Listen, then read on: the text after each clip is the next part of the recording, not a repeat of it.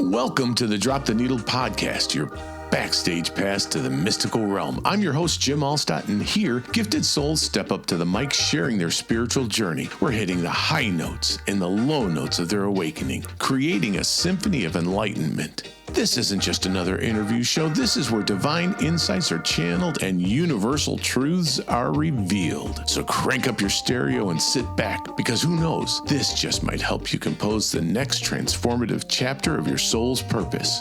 Are you ready? Let's go.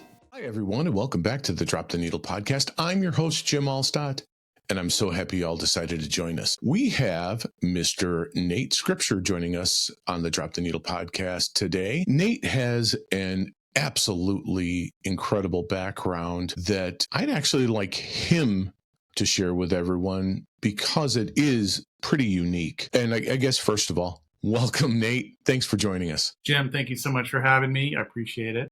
I'll give you a little bit of my background if you like. Please. Where I graduated from college, and I basically ended up in communications, which I hadn't studied for. I was actually an art and business major, but I ended up going into working for Discovery Channel, like back in the 90s. And that was my first real job out of college. It took me a while to work my way in there, but I got in there. And once I was in, it was like the most incredible. It was like, I didn't know I wanted to do this, but I want to do this, And so for the last 22, 23 years, I've been in television media production, and I worked for Discovery for several years. Then I eventually ended up at National Geographic. And then I went independent and started making films for Smithsonian Channel, and then back to Discovery, and, doing all of the usual suspects. And all the programs I did, they were based on different genres. Like a lot were wildlife, some were crime, some were car racing, ancient history, just a variety of stuff, which I really loved. And so that's a little bit of my background. It's very interesting. So is there maybe a program that you might be able to mention that people would recognize? Well, probably the most recognizable, although I wouldn't consider it my favorite one, but Into the Shark Bite, which was a Shark Week show that we... Oh, yeah. I did that back in 2010. That particular one was a really great one. We were taking cameras. We wanted to see what it looks like inside the mouth of a great white. And so we had built all these contraptions and tried to convince these sharks to sort of munch down on our cameras. And then, then we retrieved the footage. And that was probably one of the bigger ones. But even when I first started and I came into the company at Discovery Channel, I ended up working as a production assistant on Blue Planet, which was with David Attenborough. Right. A really big series, and ended up doing more programs with him over the years. But as a more junior level, really just being witness to the amazing work he did. Eventually, I ended up doing a lot more wildlife work, which we can talk about if that's of interest. Yeah. No, now that I feel that that's an incredible background to begin with, and then that transition into where you are today, I think is also unique. And why don't we talk a little bit about that awakening period for you? Because I know that there are probably a number of people that are out there right now that might be in the place where you were. Was it 2019 you had said that that began? So some people might be experiencing that right now. Can you share that with us? Yeah, I can. So yeah, 2019 was what I guess you would label as the awakening, when, whenever my switch was turned on, and everything started to go like wobbly, right? And part of that was that at that time I was the senior VP of a production company here in Maryland. We were doing quite a variety of programs. I was at that time I was developing ideas around psychics and paranormal and ancient history, and there's a lot that goes on in running a company. You know what I mean? In television, sure. Putting out fires, So yeah. I'd come home after a long day, and I'd have a big glass of whiskey, probably what I shouldn't have been having. But I remember one day sitting there and drinking this glass of whiskey and saying to myself, God, am I going to do this every day in and out until I'm dead and there's nothing left? Like, what am I gonna?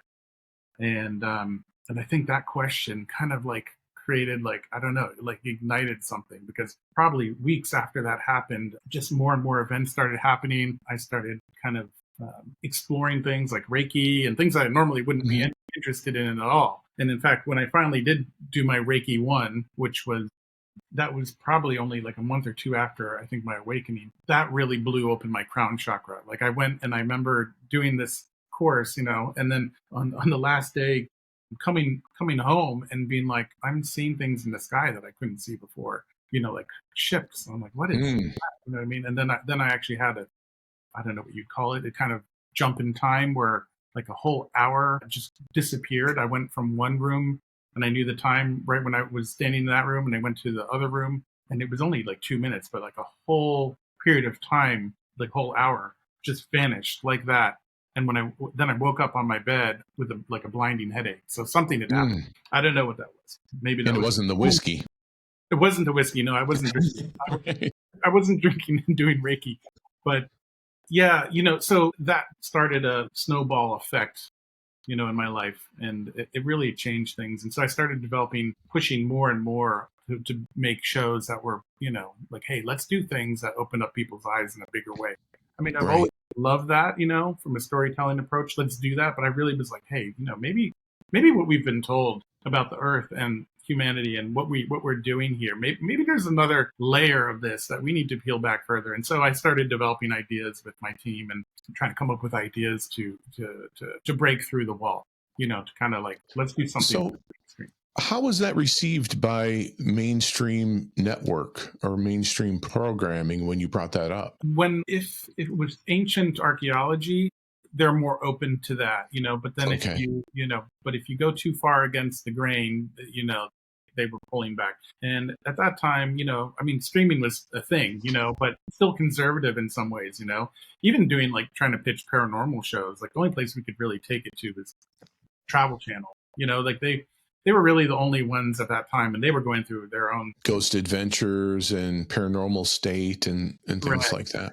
But I didn't necessarily love paranormal, but I knew that I could create some interesting shows. And so I got to work with a lot of different psychics, because we were basically we were casting for these programs, and being around them really opened me up too, because I started having these great conversations. And then we would fly with them and take them to Travel Channel up in New York, and we'd have them like do these incredible readings that could not be like Travel Channel would ask them, how do you know where that person is buried? And the channel, knowing where it was, they would just tell you, oh yeah, it's behind, this person's behind a wall in this part of the state, like in a different state. I mean, all three of them did it.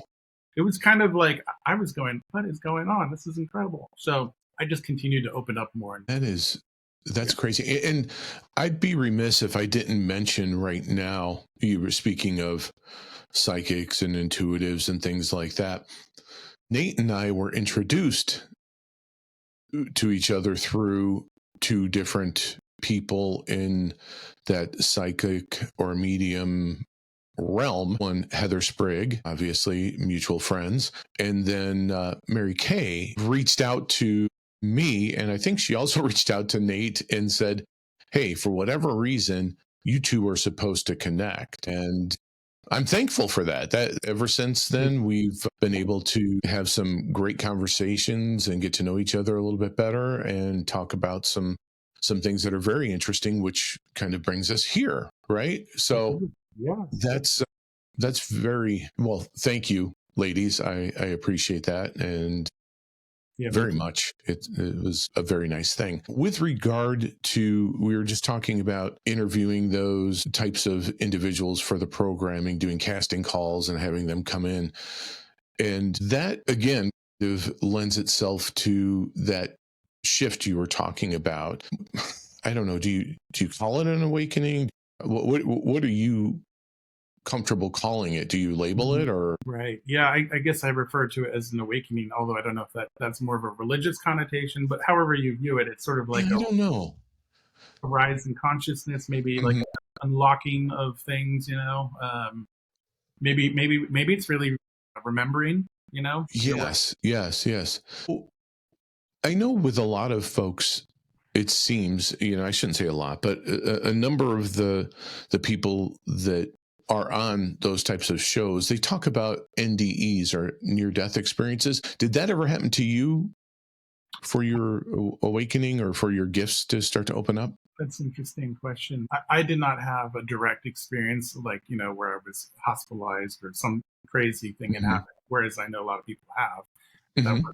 That wasn't the case for me.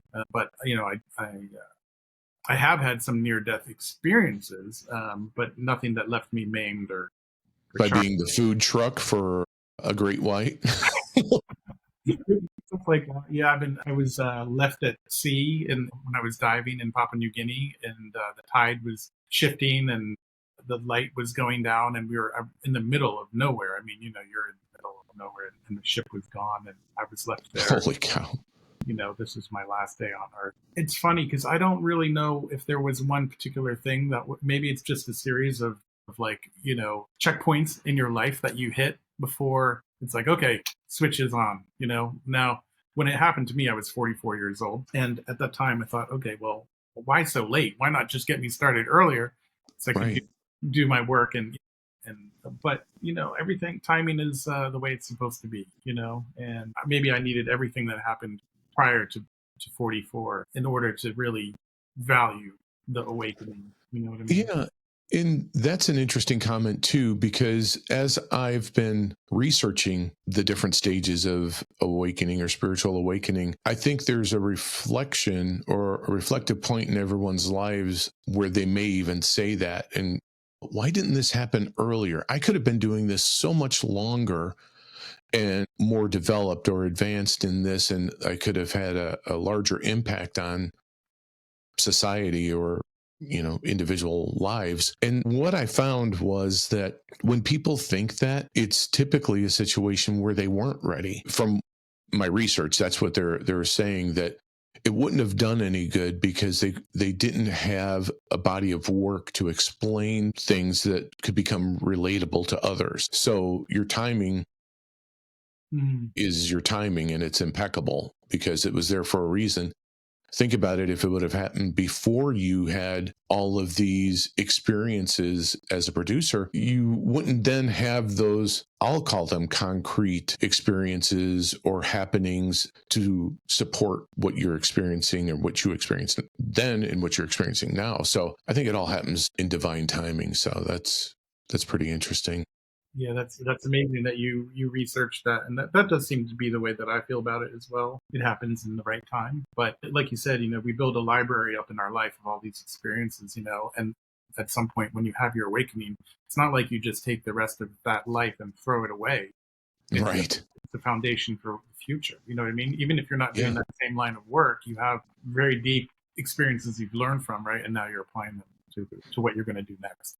And so that too is its own process, right? Trying to shifting through such a thing. For me, it was big. I mean, being in media and television and working on these films, and then just having a full shift to doing like, okay, now I'm doing tarot, and I've got oracle, and I'm doing healing, and we can talk more about that. But I'm just, all these Right. modalities started to come online for me, and so that's been a big shift, and it's taken a few years to kind of like figure out how to adjust those pieces. Well, I'm sure. I mean, you go from, let's call it mainstream, even though it may be not mainstream for a lot of people to be involved with communications or television production or even movie production. But that is something mainstream from the standpoint that we see those things. We see those things on a regular basis. We go to see those things.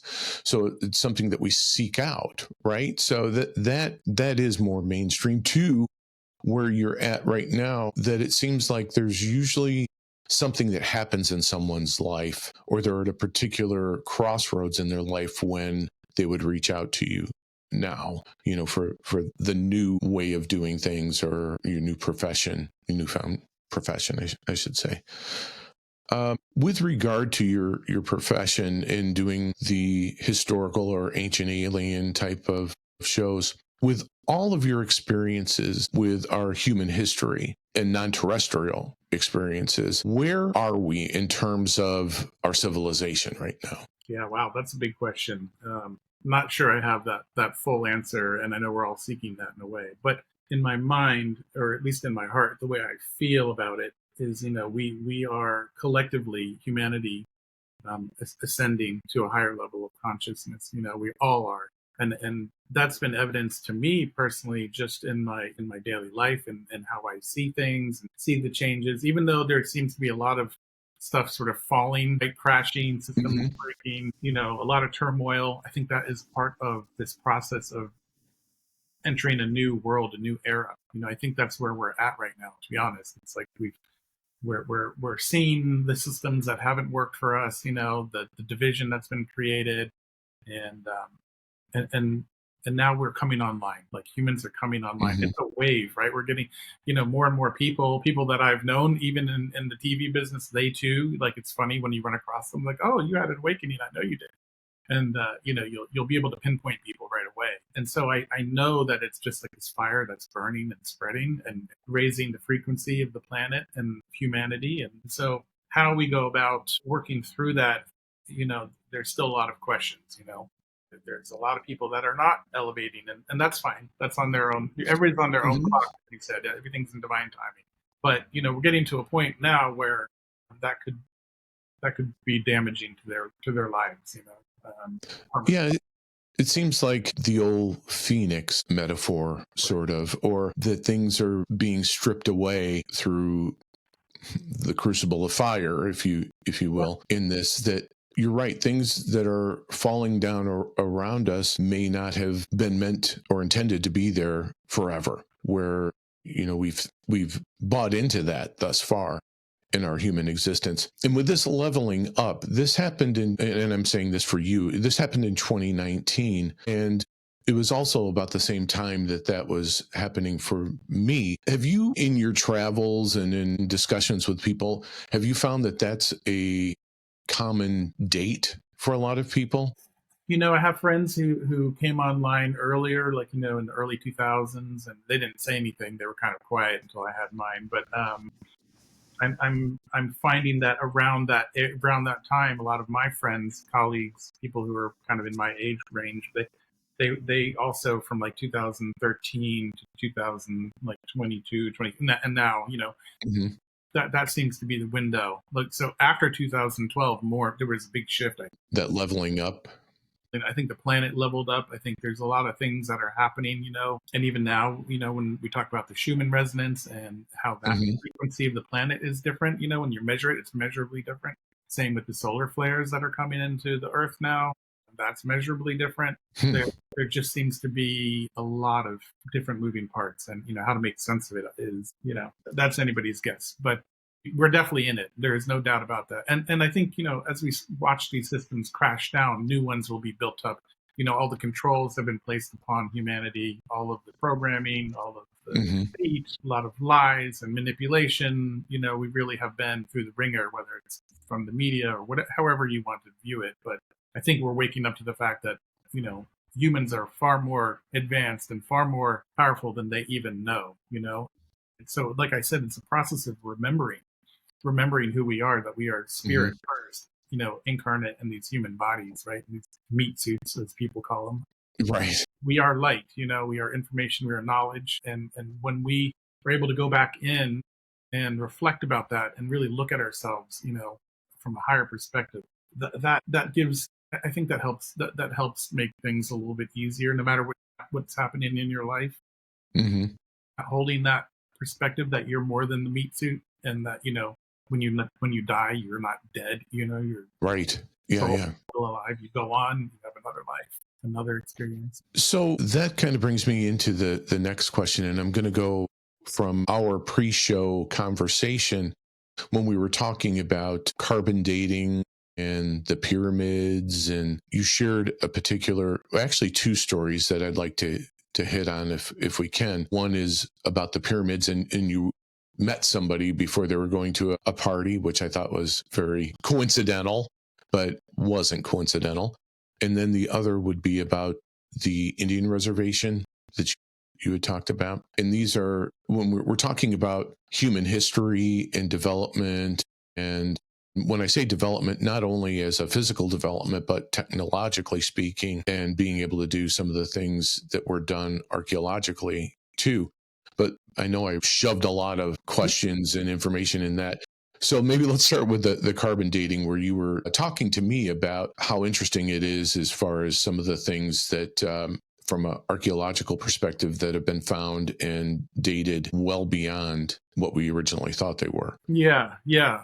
It keeps on changing. It's even every time this conversation comes up, it's like, the archaeology has to keep pushing things back. Like, although I don't know if they've fully come to agreement on that. There seems to be a little bit of a cabal when it comes to, the archaeology. It's like, this timeline is important to maintain despite evidences. And, for whatever reason, I'm not going to go into that. I can see where that would affect certain stories and certain, But you'd also have to admit you were wrong along the way. Yeah, you'll have to admit you're wrong. So for me, I didn't get too heavily into carbon dating or anything, but I did have an interesting conversation recently with a guy who he's been working with these Italian archaeologists and scientists who, they've been scanning the pyramids around Giza. Giza, right. The Giza plateau. And, they're finding these spires coming down from the corners of each of the four corners of the pyramids going down. But like I think 2,000 feet, like these scans that they're doing. Now, it's still unsure clearly what these things are, but they've found them around the three pyramids. And so in my mind, and it's funny, I wish I had a photo of it, but I had channeled like a drawing on my iPad. That's something actually when I started my awakening, I used to do is just like get my iPad out. I'm not particularly good at drawing, but I would just start channeling stuff. So I channeled this. I channeled this image of energy coming down from beneath the Great Pyramid and basically going up and out the point, and then basically being cast into space. But it was almost like I imagine it being either a communication center to other realms, to other other star systems. Because if you think about it too, like all the pyramids are all aligned with the stars. They're perfectly aligned. But I also thought, okay, well, maybe it could be free energy that they had back in those times. But so whatever these spires are, they're something special, because the guy that I was talking to, they want to put together an expedition and they want to kind of dig in deeper and find out, okay, what exactly are we looking at from these scans? And the technology that's available now is it's so good, and it's getting better and better. That I think we're going to be able to date things differently than that has been done previous. And that's something that I was listening to the Joe Rogan podcast, because he has fantastic guests. And he was talking about this specifically with one of his guests, somebody that and you had mentioned him as going out on these like ancient aliens. He did the ancient aliens. Oh, did he did Ancient Apocalypse? Is it the Graham? Yes. Yes, Graham. So he had Graham on his show, and he was talking about the pyramids with him, and was talking about water, like hydroelectric power sources, and that those spires, or the things that were going down into the ground, the thousands of meters, were metallic. That makes sense. Yeah, it was really quite something. So to hear that, and it was interesting that I heard that podcast, and then our conversation was probably a week or two later, and I was like, holy cow. Right. This is there's a full-on push to find out what exactly we're dealing with here. There is a push, but there's also, I think, some resistance from perhaps the I think they're called the head of antiquities in Egypt. They too want to maintain a certain mystique, I believe, but they may also be keepers of secret information that they don't feel is ready to come out. I don't know, but I do find it odd that they built these magnificent structures as burial chambers.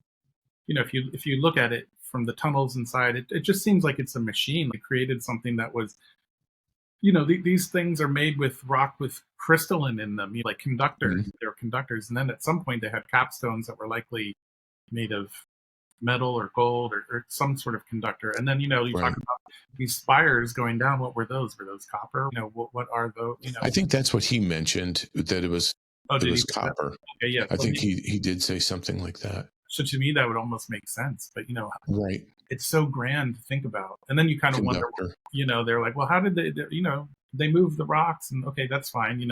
There's been so many talks about that. But I Sure. wonder if the pyramids were built when the desert wasn't a desert. I wonder if it's from an even older time, when Right. people done things differently. That's a fascinating perspective. And Mhm. I'm wondering how the hell they could make those pyramids, and their structure has stayed in place and intact for thousands and thousands of years.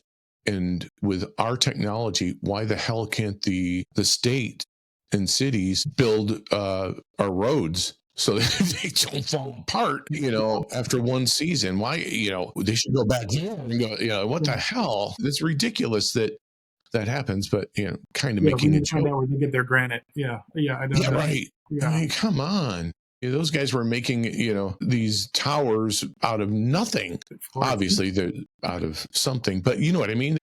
They had limited resources, but they were making something that stood, and it has stood the test of time. It's just crazy to me. The question is, how old is that test of time really? That's really what we're talking about, because Sure. it could put humanity further back, or maybe even other people who were on this planet before us. Right. I don't know. Non-terrestrial life forms that we Mhm. know today. Seems as though the government is giving out these little breadcrumbs here and there, so it's not to blow our minds, would be my guess. So you were talking about the head of antiquities. I want to then maybe have you touch on the Indian reservation, speaking of head of You're right. Yeah. something. Yeah. Well, that's a good segue, because one of the ideas that we were developing before I had my awakening, and I was before the pandemic, essentially. Once the pandemic hit, like, a lot of TV production ended. You just Yeah, right. couldn't really do anything. It was like, can't film here. But prior to that, I had been developing an idea with a good friend, Ken Cosentino, and we basically put together a package where we went and we met with the Seneca. I'll say that the Seneca tribe, Seneca Indians. The five the nations Hmm. up in New York. And so they're pretty incredible people. I'll say that. And they invited us to come up there and meet them. And we did. We sat down with them face to face so we could make sure that everybody was all going to be kosher. And we talked about, like, okay, what can we do as a film project with you guys? We understand you have some interesting things on your property, on your reservation, essentially. Right. And they were like, well, we have pyramids on our property, and they showed us the scans from the U.S. Air Force that were taken back in like the 1940s that have been declassified now. But they showed us the scans, and I believe they were also configured in a very similar, if not almost exact, configuration to the Giza plateau, those pyramids too. Isn't that something? Not the size and scale, like the Position. the position. Like, there was like a bigger one and then two smaller ones, and I believe they also were like aligned with like the same star, like Orion, and I don't know, Sirius, whatever they. Hmm. Anyway, we talked about that. They showed us that, and we were like, "Well, that's incredible! Like, why haven't we never heard of that before? You have pyramids on your land, like." Right. They said, "Well, we've got more. We have actual giants skeletons that are buried on the land here, because that's part of what Say that again. they have giant skeletons, like giant skeletal remains of a human or some species of hominid, I guess. But Wow. they had those there, and I said, well, how are we going to verify that? And they said, well, you can't dig them up because they're sacred to us, but you could scan them. You could get ground penetrating radar. You could get other technologies. And we were like, wow, this is incredible. And then they were like, well, if you think that's great, they also have a couple caves in their property where, I guess I'll just say that they have inscriptions and writings that look very similar to hieroglyphics, they said, inside of them. And they also have some mummified people that are in these caves. So, then, we talked to them a little bit further about it, and, they were, they weren't like cagey, but they were thinking, like, maybe we had visitors, travelers from overseas Hmm. long before. So Maybe, these mummified people weren't necessarily people from their tribe. no, it didn't seem like that. It seemed like they came Wow. from another place, like another part of the world. Like, maybe they had visited, or maybe the Americas aren't as new, the new world, As we thought. Right. right? So everything is like, but then things got a little bit convoluted because we were coming up on the pandemic, and of course my bosses at the time were, while supportive, they were also very skeptical. But the thing is, we were going to need to spend a lot of money just to do the research to find out if things were real. Like, were these real bodies in the ground? Were these pyramids true? We were going to have to spend a good bit of money, and that sort of turn. When you're a television production company, you don't want to be investing that type of money just to pitch it to someone. Right. You know what I mean? So that was Yeah. where we ran into problems. So that show never got made. But I had worked with other archaeologists, and we looked at other places around the world, like especially in South America and Colombia. They wanted to use LiDAR to scan the entire rainforest, not just of Colombia, but also in Brazil. And they wanted to do these massive scans because they believed that there were many structures underneath the forest canopy, which we're finding out to be true now. Like things are coming out every day about kind of these hidden structures, but they really had a plan to do it. And what I wanted to do, and they were a little bit reluctant to do, is I wanted to bring a couple of trusted psychics onto the expedition because I felt that they were going to be able to help pinpoint certain things without having to literally fly 1 million square miles around the location. Like, did I just see something? Yeah. Yeah. You know what I mean? So and they were like, the particular person I was dealing with, he was like, that would be incredible. He's like, I would also lose all my funding if I were ever associated with psychics. Oh, wow. So, he's like, that would really mess up everything. So that was never really going to be on the table, unfortunately. And again, that was right on the heels of the pandemic, so we didn't get to explore it further. That is absolutely fascinating to me to hear that. And it's too bad it wasn't able to be made. Wouldn't that have been something? Holy cow. Holy cow. And just I think incredible. Things will be made. Just, we weren't able to do them, but that doesn't mean they won't be done. I feel like, these things are being done, and especially with that ancient apocalypse, when you look at that. Sure, yeah.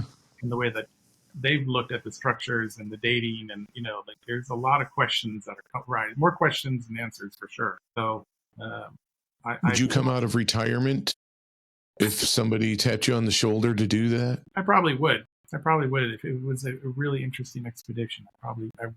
Yeah, that would be so cool. Wow. I'm going to switch gears a little bit on you here and go more towards the after your awakening period. So you were talking about your awakening and things starting to open up, and you had an awareness of gifts at this point. What were some of those things that were coming up for you? Yeah, that's a really good question. It was more like an exploration. Like, okay, I have had this awakening. I'm kind of experiencing like this other reality that isn't the one that I've been living in. What do I do now? What am I supposed to do with this? There's no manual, right? I mean, I guess the manual, you are the manual, right? It's like you got to do. I really got deeply into meditation. Figure the shit out yourself. Yeah, pretty much. That should be a book, because it is what happens. Luckily, there are great people who've been through it, but just finding those people can be a chore. At least it was a bit for me. And I got into reading books, and I got into the Reiki, like I said, and then I really got heavily into meditation, which we all should be doing, regardless of whatever goal you have. Just getting quiet, listening to that internal ticking. That's where you're getting your information. I don't know. So for me, I ended up joining some psychic classes, like about channeling and psychic development, mediumship.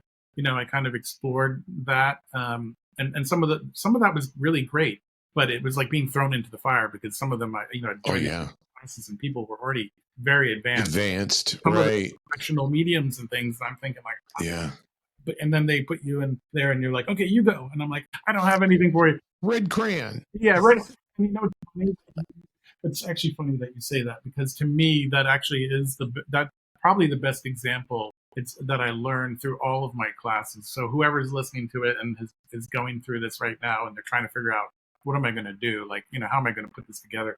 It really comes down to like trusting your guides and your team, and just trusting what images they show you, or what you hear, or what you just feel like or what you feel. Like there's different ways people perceive information. But for me, I'm more clear cognizant. But also I would sometimes see like an image in my mind, like the red crayon, So if I was connected to someone and it took me a while to just say, okay, I'm a blank slate. Spirit put something in front of me, and then they put a thing, and then they put another thing, and I just tell that person what I'm seeing, and they'd be like, oh, that's funny. Like I just had that for breakfast this morning. Oh, that, I'm about to do that later on. But you just described like the room in my house where I've been renovating, stuff that I just don't, I don't know what that is. Right. So it's kind of like a sloppy way of getting in, but the red crayon is a good way because you're just like, okay, what is that one thing that just comes to mind? Right.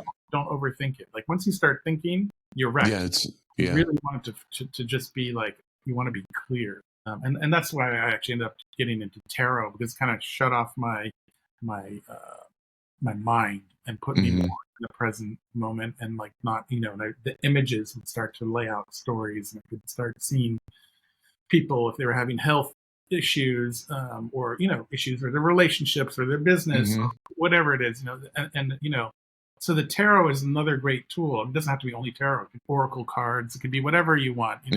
What I recommend to people is, just get a deck, take a card out. What I would do is I'd shuffle a deck. I'd ask a question, pull out that card, and then see how that card, the imagery, relates back to your question. And as I started doing that, I would ask another question, and then, then you start to see a theme, and then you're like, oh my God, this is actually, they're laying out something that I know to be true. Like they're showing me everything, And so for me, that ended up being a great way to get into doing more of my psychic development.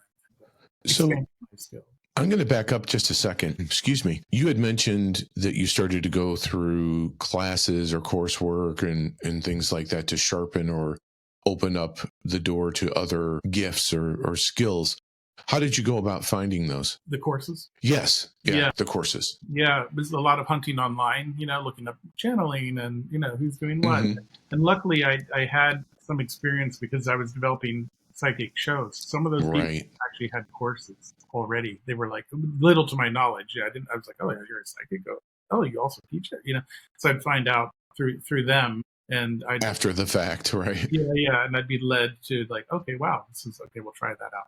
But ultimately, my most favorite class is the class I believe that you also began to participate in. Yes. Yeah. With Pat. Is that okay? Yeah, absolutely. When I was going to say, if you're thinking, you're not linking, that was one of Pat's favorite sayings. And that's very true. So yeah, please talk about Pat. Love talking about Pat. Longo, the mother of mediumship and everything else, healing. A dear friend of ours, Heather Sprigg. Well, she said, look, Nate, she's super gifted, like amazing gifted. You already know that. Yes, absolutely. And she said to me, look, I know what I've been in the same classes you've been in. And in fact, that's how we met. And she said, you got to come over here. Come. I'm going to introduce you to Pat Longo, who was kind of the mentor for Teresa Caputo, the Long Island medium. So, I said, okay, I'd love to meet Pat. And the minute I met Pat, it was like an instant, like, it's like a grenade just blew. It was like, wow, where have you been? And Pat, unfortunately, she passed this past June. Yes. Her classes were so well done. She was so perfect the way she matched people. Like she put two people together, and they could have different abilities and skills, whatever. Like one could be more advanced and one could be very like coming into this new and blind. She just knew how to put them together, and she put people on one like, Zoom rooms and said, okay, I want the two of you to spend 10 minutes reading each other. You spend 10, you spend 10, and you practice whatever you want. And man, once I started doing that, I felt much more confident in my ability. I started reading people, like, without having to really think as much. I mean, she really did some major work for the spiritual community, and her loss is, I don't think there won't be another Pat Longo. There just won't be. No. I think there are great people out there, but Pat Longo, there is no. No, she is one of a kind. I was just going to say, I think that she's one of a kind, and the mold was broken with her for sure. And I recall the first time I met her, and it was as if we had known each other for our entire lives. Oh yeah. She was that welcoming, open, fun, loving, accepting, all of the things that you would want from that maternal figure, right? And she was absolutely an amazing person. 100%. So she would be one of your, would you call her a mentor then? Yeah, I would say okay. She's a mentor. Yeah, definitely. I get to spend a couple of years attending her classes, and of course, we became friends anyway on the side. And, Sure. we could talk about anything, and she had so much experience of healing people, like really miracles. There's no other word for it. Miracle. She really, Right. if you want to have a definition of the word miracle, she could literally touch somebody physically and they would heal. And, and sometimes it wouldn't happen, but I don't think it was because of Pat. It was just because that person wasn't meant to heal at that time, right? Because we all, Right. and Pat will always say to you, be humble, be modest. You are not the one doing the healing. You are the channel for the healing. Spirit is doing it. You be humble and you do what you need to do. That lesson is so powerful for me, and I think it's powerful for people who are awakening now too, to be humble Right. and to know that you are the conduit for spirit, that it works through you. So And it's not you. it's not you. A lot of people, yes, it's you in the sense that you're the instrument. Without spirit, there is no. Right. This is a co-creation. So Pat was very strong about that, and I think she was like that with all her students. She preached that, and she preached integrity, because there are a lot of people who do not work with integrity. A lot of people work with dark magic, with all sorts of stuff. You really have to be somebody of integrity to be doing readings and to respect and honor another person if you're going to be working with them. You really have to have that as your foundational point. If you don't have that in you, then you shouldn't be working and healing with other people. That's the bottom line. That's It reminds me of the Spider-Man movie when his uncle says, with great power comes great responsibility. Right. In that responsibility, I feel, is just like you're saying, that you do have to be humble. You have to do it without ego and judgment, because it's not you and it's not yours. All you're doing is sharing the information, and it's going to be received how it's going to be received. Right. Yeah. It's not for us to decipher or determine what that information means. It's for that individual. Exactly. It's very cool. So you mentioned healing too, because I know that is part of your offerings, which are plentiful, by the way. You have energy healing, vibrational therapy, intuitive readings, detoxification. You also have awakening guidance, which I think, where the hell were you when I needed you? Where were you when I needed you? And then evidential mediumship.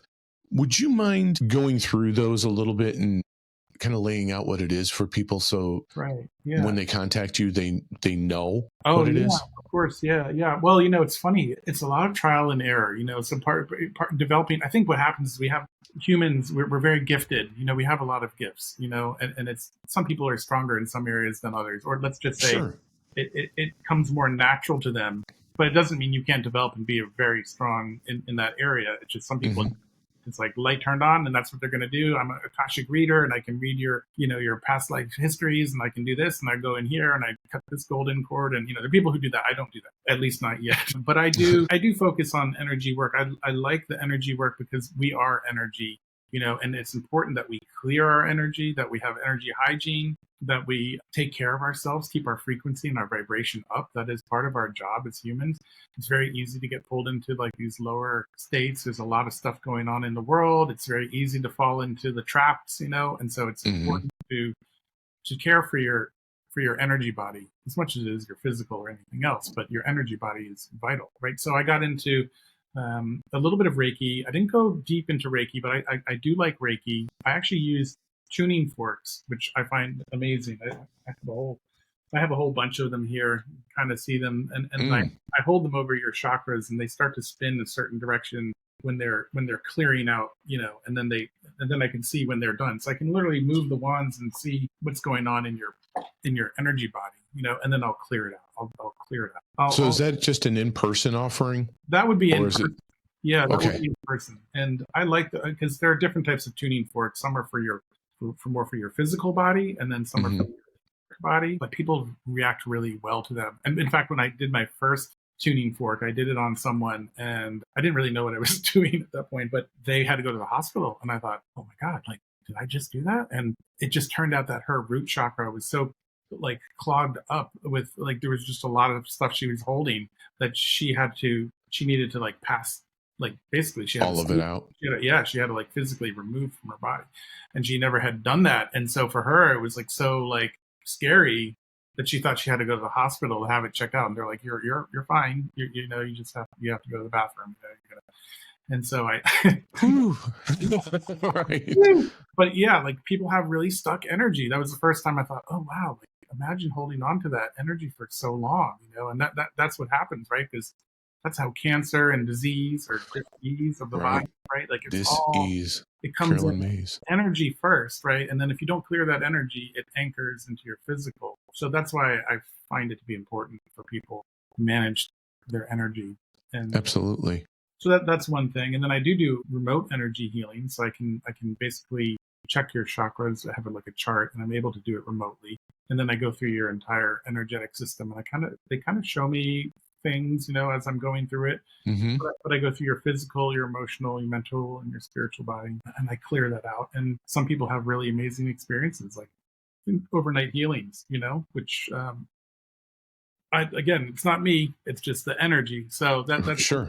that people enjoy doing. They really love that. And what I do with my energy readings, I'm not just going to help clear you. I'm going to give you some intuitive health guidance too, because they're going to show me, my guides will show me things that, you know, either you need to add to your diet, or that you need to remove from your diet, or things that you need to like physically do to help clear out. So that's a big part of what I do. And then I do, I mean, you know, I have evidential mediumship on my website, Blue Tiger Arts, but I don't really practice that so much. What I do is I allow that to come in if it's going to come in, you know. I'll like spirit will show me if there's like a loved one, they may start showing me evidences like, you know, hey, you're holding this, or something, you know, like, and then I'll let that happen. But I typically am not really doing that service right now. I may do that in the future, but and then then I do the oracle and tarot cards. So I do readings, and I find those to be really powerful too, because, you know, the cool thing about tarot cards is you pull out a card, and I can literally show you what they've shown me, and I'm like, what, you know, and sometimes people will just break down in tears because it's literally the image of the thing that we're talking about. Like, you know, sometimes it's just the most powerful thing. Like I could tell it to you, but then if I just showed it to you, I'm like, look, this is what they're showing me, and you see it. You're like, your mind is completely blown away. Well, it doesn't take much for my mind to get blown with any of this. It's just like, oh my God. Yeah. How do you know that? How do you know that? It keeps coming up routinely. And that's one of those things that I always mention, that I have a healthy dose of skepticism going into things, because of what you mentioned. There are a number of people that are out there that are fantastic, just amazing individuals, very talented and gifted. And there are those that are more opportunistic, if you will, in taking advantage of people and taking their monies, or preying on emotional wounds that are present, and then they just keep feeding that, and it's really too bad. Yeah, I think I'll have a reminder later on about how to get in touch with you. But for now, I'd like to maybe get to the musical questions. Are you okay with that? I am. I would love to quickly mention, although this is a longer story, I would like to mention something that really changed my healing, like getting into the healing business. Oh, please. And I'll keep it brief because it is a bit longer. But I had a friend who came to me. He was also in television, and he actually was the head of the company. And he came to me, and he said, you know, I got cancer. He says, it's not good. And he goes, I've got issues going on in my body right now, and you know, I don't know how long I have. It basically was like a blood cancer, but it was eating him away.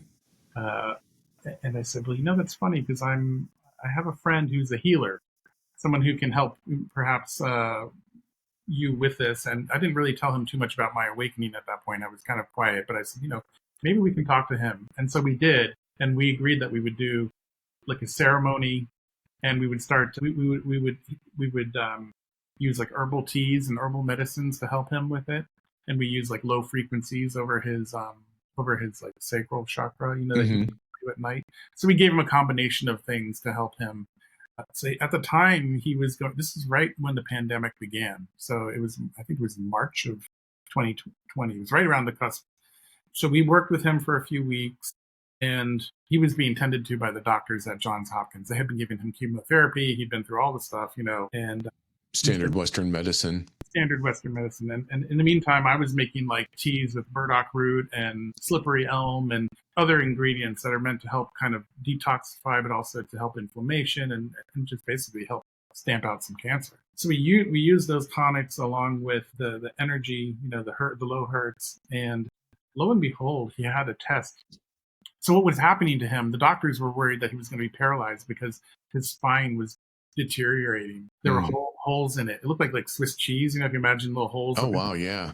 And they were basically going to use, I guess, the equivalent of like a spinal putty or cement to fill in these holes. They were worried that, look, if he made the wrong move and torqued his back, he'd really break a vertebrae and he'd be paralyzed. Paralyzed, right. So, well, what's interesting is he went a couple weeks after working with him, he went to have the scans done. They wanted to look at his spine because they wanted to see what they were going to do.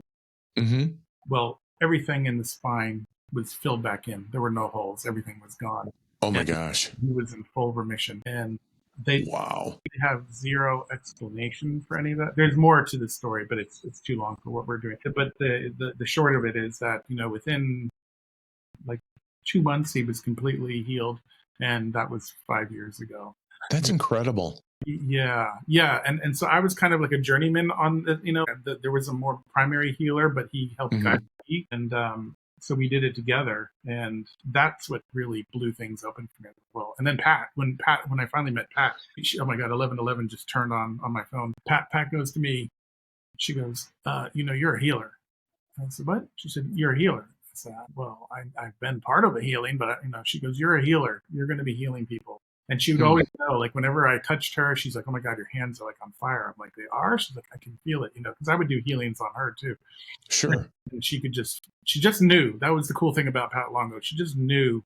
And I never got to go deeper with her about other stuff, but that was one of the things she wanted me to continue to, whatever I decided to do, spiritually or with our gifts, she wanted me to continue with the.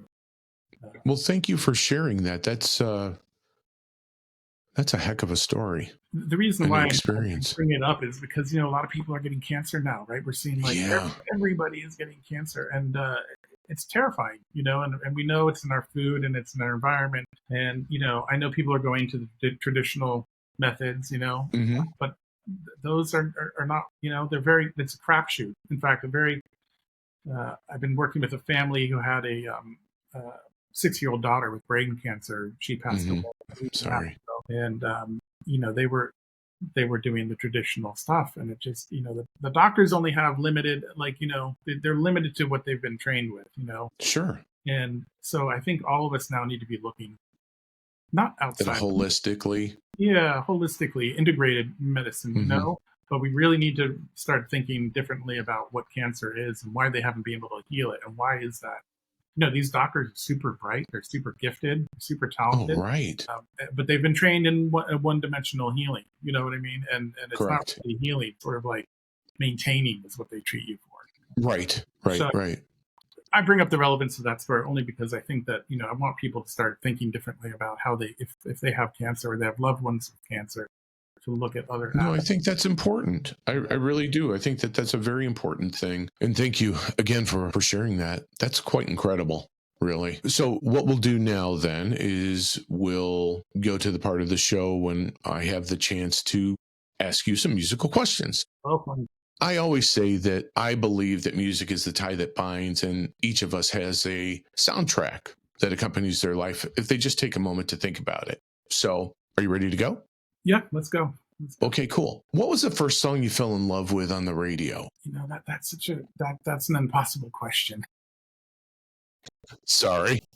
But, I was born in 1975. So really the music I started listening to was like in the early 80s. Like I really was into that, but the songs that stuck with me were ironically from the time around when I was born. So for that song, I'm thinking of like Led Zeppelin, Good Times, Bad Times. I love that. Okay, song. That's a good song. I really love that. They also did the song In the Light. I really love that song too. But those were songs, even when I was young, I loved classic rock. I loved stuff in the 70s, the 60s. But then I also appreciated the 80s. And I was thinking, like, okay, what would be the ultimate, like, 80s song? And I was like, well, probably Men at Work, like Down Oh, Under. yeah. Yeah. Such a cool Take a, song. take a bite of your Vegemite sandwich. Yes. Yeah. Yeah. That's awesome. That one, and also I was a huge Eagles fan. So Oh, yeah. Eagles were still big. I still will listen. I love them. Yeah. I think their songs are extremely spiritual, just like Led Zeppelin. But the one that I like was One of These Nights. I don't know if you remember. Oh, that's a great song. I could That's play a it great song. on blast, and just Oh, yeah. Don Henley, man. He was something else. Okay, so growing up, did you and your family go on any road trips? And if you did, were there any songs that you can recall? That's funny. Or it could be with your friends too. It doesn't necessarily, if you were in school and you went on a road trip and you were blasting something out. Right. Well, I think with family, that we would always listen to music all the time in the house. And my sister and I, when we were young enough, we'd be wearing those like onesie PJs, and like mom would put on like Michael Jackson. We always loved dancing to either Thriller or Billie Jean. Jumping around like little beans, that type of stuff. But then if I were, I guess, a little bit older, I really liked REM. I liked Orange. I like a lot of type of stuff. But yeah, as far as sing along, we didn't really do sing along. That wasn't our thing, sadly. But we would dance. My sister and I would just dance the songs for our parents and put on a little performance. Oh, that's cool though. That's very cool. You get the jump rope as the microphone. Thank God there was no recording video back then. Oh my gosh. We talk about that on a regular basis, that, thank goodness for a lack of technology back then. Oh yeah. I mean, how embarrassing would that be? Oh my gosh. Yeah, no way. So we're going to fast forward a little bit to high school, and your senior year in high school. Do you remember what your favorite song that you and your friends might have been belting out in the car? That's a funny one, because high school, that era was so great for me. It would have been in the 90s. And so we had like Pearl Jam, we had Nirvana, we had Red Hot Chili Peppers. But the one the one that I really liked and I was always been a fan of were the Beastie Boys. I always loved them. And like, you could pretty much name any song, we'd sing it out loud. But Gratitude was one that we really liked, and Sabotage. Sabotage is fantastic. Yeah, those were ones that we would yell out. But I also liked Under the Bridge, which was the Chili Peppers song. I love that. Yeah, very cool. Cool songs, that I just that will never go away. Did your musical taste change when you were in college, or did they pretty much stay the same? They evolved a little bit. I still stuck with classic rock. Like I loved Creedence, I loved Eric Clapton and Led Zeppelin. I really loved that. In fact, my first concert when I was a kid was Eric Clapton. And then after that, it was Jimmy Page and Robert Plant. And I got to see some legends, some real legends. I don't know, something about these British musicians. They're just, we have great musicians here, but wow, there was an era where they were just killing it. You know what I mean? That's where, in my opinion, that's where the creation of that was there. Yeah. When you talk about the Beatles and Zeppelin and Cream and all of those bands, I think that's where it was really started. More out of. Yeah, and there's an argument to be made that really the Delta Blues, I think was responsible for Elvis, and that sort of thing. But the jazz music, that and a lot of their stuff. Correct. Yeah, Robert Johnson had a big influence on Eric Clapton. Right. That I know. Yeah. It was pretty cool. As far as songs that get your positive juices flowing, is there any particular song that makes you want to go out and crush your day? The one thing that I liked listening to in high school, and I still do now, was Rage Against the Machine. And positive or not, but they too are very spiritual. They talk about some pretty deep stuff if you really dig in. But I like their Calm Like a Bomb. Okay, yeah. Song was like that, just like you could feel all the atoms in your body just light up. It was just like you just wanted to. So if you were gonna really want to go crazy, that and they had a song called Maggie's Farm, which I don't know if you remember. That was a Bob Dylan. I think he originally wrote that song. Okay. Anyway, those two are really. That's very cool. Oh, I love that. You're the first one that's brought up Rage. Oh, really? Well, yeah. Probably not under the positive. Well, you know what? Each person is, we're all individuals. We all have individual tastes. And you're talking about frequency and energy, right? So, I mean, if it's a beat, if it's whatever, it doesn't really matter what the song is. It's how it lands with you. So kind of cool. What about a song that's your guilty pleasure right now? If nobody had to know about it, well, I guess they will now. But I still love Tears for Fears. Everybody Wants to Rule the World. Yeah. You know that song? Anytime I hear it, I don't know why. I love that. I don't know why I love it. I love that song.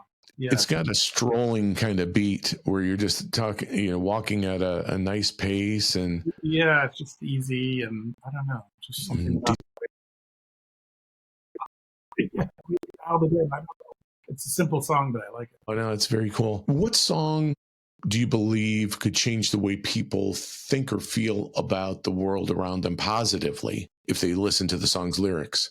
I think the Bob Marley song, Three Little Birds. Oh, yeah, Three Little Birds is a good one. And it's just a simple song. It's so simple, but it's almost like that's the point of it, maybe, is that everything is going to be all right. Because, yeah, our whole life is trials and tribulations, right? And somewhere, though, we have to have this deep knowing that, whatever we're up against, there's it ends, and there's another cycle, and you'll be through it, you'll work through it.